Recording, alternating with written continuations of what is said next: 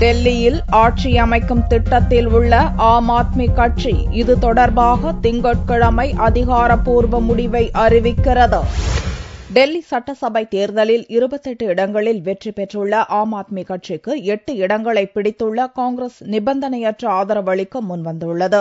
32 தொகுதிகளை கைப்பற்றி தனிப்பெரும் கட்சியாக உள்ள பாரதிய ஜனதா அறுதி பெரும்பான்மை இல்லாததால் ஆட்சி அமைக்க மறுத்துவிட்டது. காங்கிரஸ் ஆதரவு கரம் நீட்டியுள்ள நிலையில் ஆட்சி அமைப்பது குறித்து மக்களிடம் கருத்து கணிப்பு நடத்தி வருகிறது ஆம் ஆத்மி கட்சி. இதற்கிடையே ஆட்சி நடத்தினால்தான் அதில் உள்ள சவால்கள் தெரியும் என்று பாரதிய ஜனதா மற்றும் காங்கிரஸ் கட்சிகள் கூறியிருந்தன.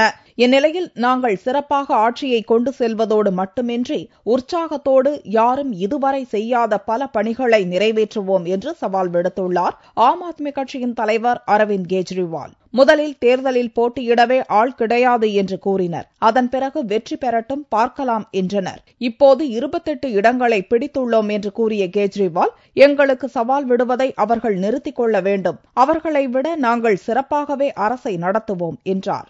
ஆட்சி அமைக்கும் முடிவுக்கு ஆம் ஆத்மி கட்சி வந்துவிட்டாலும் ஞாயிற்றுக்கிழமை மக்களிடம் கருத்து கேட்டு திங்கட்கிழமையன்று தங்களின் இறுதி முடிவை அறிவிக்க உள்ளதாக தெரிவித்துள்ளது.